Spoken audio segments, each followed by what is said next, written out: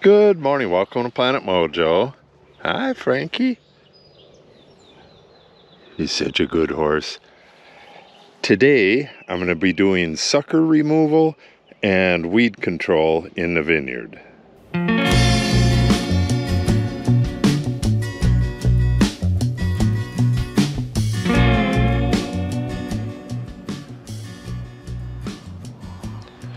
Are you going to let me pet you?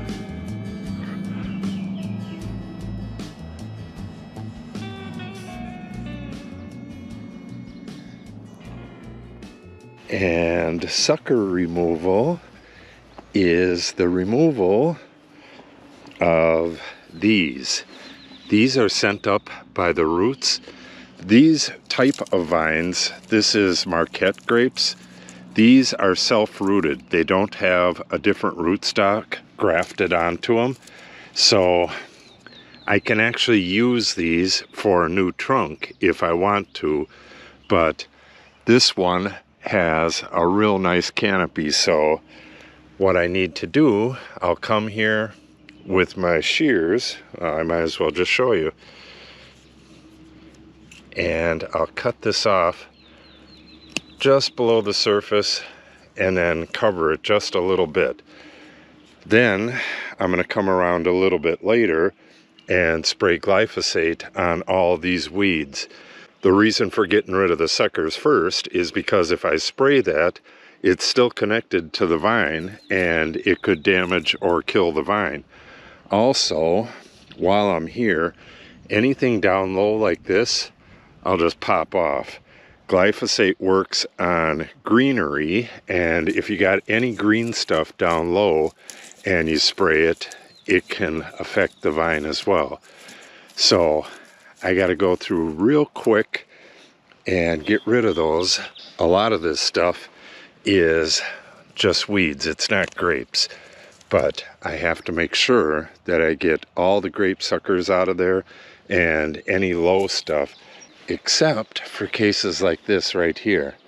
This cordon can use replacing. I can run one of these up there, and I will, but this trunk splits right here. So I would rather have the trunks either both come out of the ground or split as far down as possible, because if one dies from the cold winter, then you got another one to take over. So on this one, what I'll do is go around and weed by hand as good as I can. And then when I come to spray glyphosate, I'll just go far enough away from this so I won't hit it. You got to do this on a non-windy day.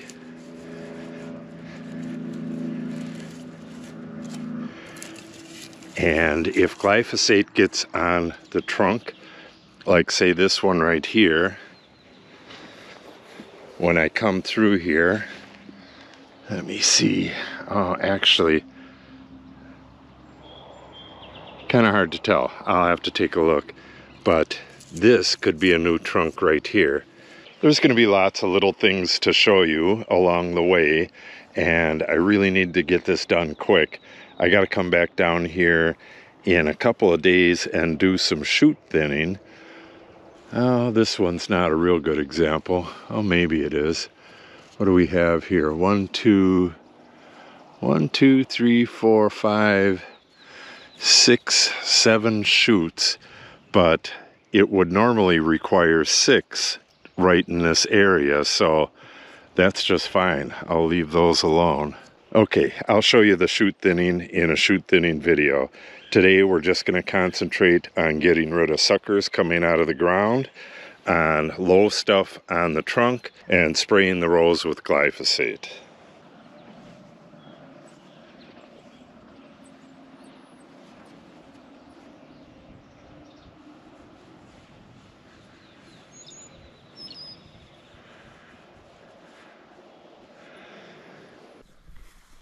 Okay,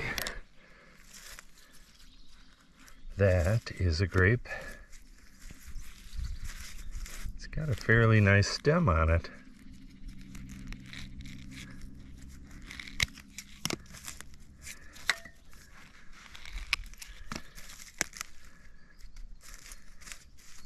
think this one grew, I don't know, you could see the root continued this way and it's sending off its own roots. All right, we got an interesting situation over here.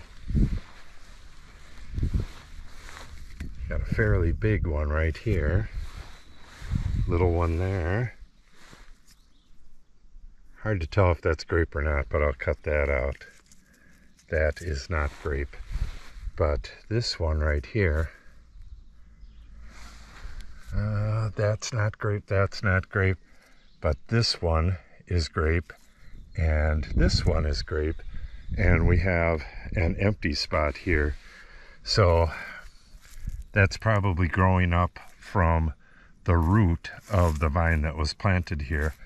So I'm going to get rid of, well, actually I should just keep this one and this one and hand weed around it and see which one does better, and then train one up onto the pin there. Get rid of this stuff under the ground. There's another grape over there. Lots of them around here. All right, first, some of these are just weeds, like I said. Yeah, you could see that this was connected to the roots of these other ones. I don't really need to cut these weeds like that, but we'll do it anyways. All right, so I'm going to save this one. Looks like that got bitten off. Yep, that was definitely planted.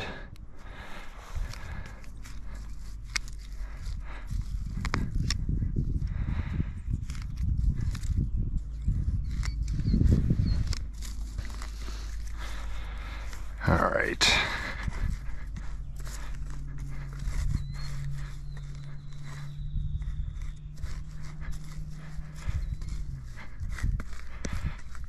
And it's a nice calm day. I can spray real close to these vines, and like I said, on like that one right there, I can get glyphosate right on the trunk and it's not going to make any difference. It will not harm it.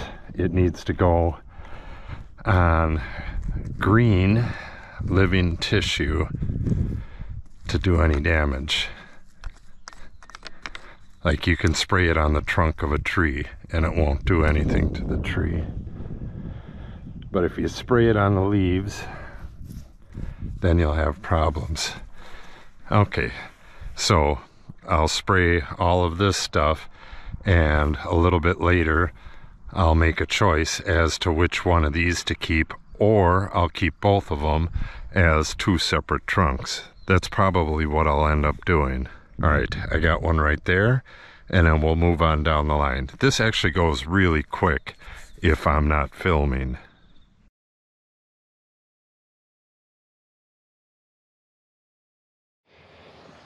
Okay, so here's what happened. I was doing that sucker thinning and weed killing, and right where I left off, the neighbor came out and started splitting wood, and it got really loud, and I don't like filming with him right there. So that was it for the day. He was splitting the rest of the day, and then it started raining. So I'm going to show you what I got done. I'm going to try to find them. I think that's it down there. That's where I left off. Here's one of the ones that I saved. I hand raked around it and then sprayed the rest of the stuff. You can hardly see the blue anymore because it's rained for 2 days. You don't want, if this is blown in the wind, it'll make a big hole, and you don't want that. Okay, here it is. It is in the second row. See, you could see how nice these look. And I sprayed all this stuff around it. This stuff's all starting to wilt. This is all lamb's quarter. Lamb's quarter, especially when it's growing in a group like that, it'll grow, I don't know, 4 or 5 feet tall. And the whole reason behind getting rid of all the weeds is that, one, weeds can harbor disease, but the biggest thing is when the shoots go down, they go down to the catch wire here, and you hedge them off right underneath there. Then you have airflow throughout the vineyard, and that keeps the vineyard much drier. If you have weeds going up and then the canopy coming down to meet it, you have like tunnels, and it's going to trap the humidity, and you're going to get a lot more disease. So that's the whole reasoning behind this. So this is a short video because of interference, but I think you get the gist of it. You got to keep the weeds down. Once the vines start getting bigger, the weeds don't grow as good because there's a lot of shade. And once the shoots grow down to the wire, you do one last thinning, and I usually take the trimmer to it, that last one, and then whatever grows from there on in just grows. It's not going to be much. Like I said, we got 2 half days and a full day of rain, and these were sprayed 2 days before that, so they're in really good shape. Yeah, looking really good. These really want to get some heat, and it's been a cool spring so far. So once we get a little bit of heat, these are really going to take off. I'm going to try to show as much as I can in the vineyard this year. I know I got a lot of people that watch this stuff. I believe the next thing in here will be shoot thinning. That is an interesting task, and I'll explain a lot more about that in the video. You see this little rubbery thing right here? That is a scab. It's kind of like jelly that's on the end of a cane that I cut off from last year when I was pruning. It's pretty interesting. Yeah, they bleed for a while, then they form like a surface, and then the surface fills with the juice, and it forms a little rubbery thing like that on a big one like this. Pretty interesting. Oh, and I'm going to be fertilizing as well. So if you want to see them future videos, make sure you subscribe and click on the update icon. If you have any questions or comments, make sure you put them in the comment section below. And if you share the video and or give it a like, it helps the channel out greatly. Thanks for watching, and have a great day.